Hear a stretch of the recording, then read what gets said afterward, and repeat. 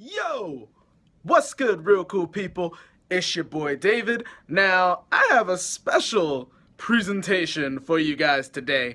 Shout outs to my man Lewis Love, who heads up Nuke the Fridge. I'm sure a few of you guys are familiar with him because he does really cool big things for the nerd and the film community out here in LA. If you haven't heard of him, I'm going to post his links down below to his website and Instagram. But Nuke the Fridge, check him out. But back to the point.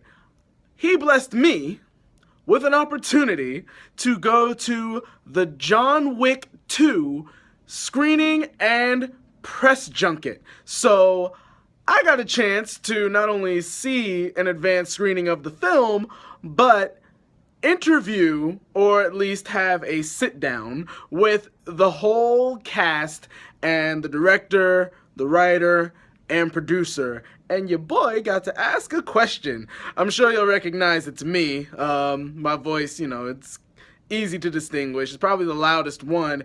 And I reference myself as a chocolate man. I mean, it wouldn't be me if I didn't. You gotta be you. No matter who you around, no matter what you're doing, keep it professional, but do you. You know what I'm saying?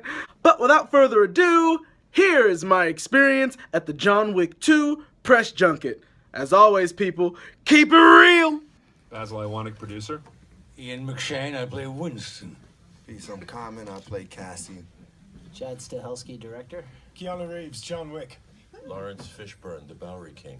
Eric Kolstad, the writer. Great. We're going to start right here. So can you talk a bit about your collaborating again, Keanu and Lawrence? Where did I see you when I saw you when I... You came up the house. I came up to the house and I said, how did you like John Wick? Did you see John Wick? You came up the house, you were training for this one. Yeah. And I said, dude, John Wick, it was sick. It was killer. You gotta put me down. And you were like, oh, yeah, I'll talk to Chad and them. Yeah, but hold on. Wait. It was more like, you did? Yeah. And I was like, cool. Well, yeah. I'll talk to Chad because I think there might be something there. Exactly. Yeah, So and that's Chad. And Chad jumped on it. Chad wasted no time in getting back to Mr. Fishburne. A little bit about what were some of the new things that you wanted to bring to the sequel that excited you? You know, when we were asked to do a sequel, we're very flattered and we're very hopeful, but it's always a challenge to do something original or something to build on what you've already built. I think when Keanu, myself, Derek, and Basil all got together and said, okay, if we're going to do a sequel, how do we do this? And I think what everyone felt affection for after the first one was kind of the world building we had done and the kind of underworld of assassins and the continental mythology in the world that we had built. So we really wanted to expand on that, and we wanted to show a little bit more insight into that world and what John Wick did in the world and all the colorful characters that we could put into that world. And I think that's where we started from, and how to build our own mythology and our own storytelling through it. You guys went from super collected and cool to intense. So what was that like, especially Common? You cool, then one minute you and Keanu's at each other, and Chad, was that on purpose, or how did that come together?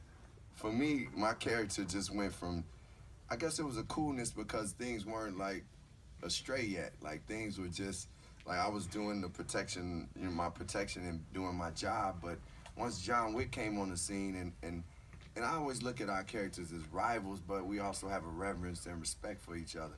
But once he crossed the line and made Cassian have to do what he has to do, because though he has a reverence and respect for John, it's like, well, he just went past the line that he shouldn't have. And Ian? I think you were mistaking intensity for being fucking cold. There's a question in the third row right here. Hi, everybody. Loved the movie, everyone. Phenomenal.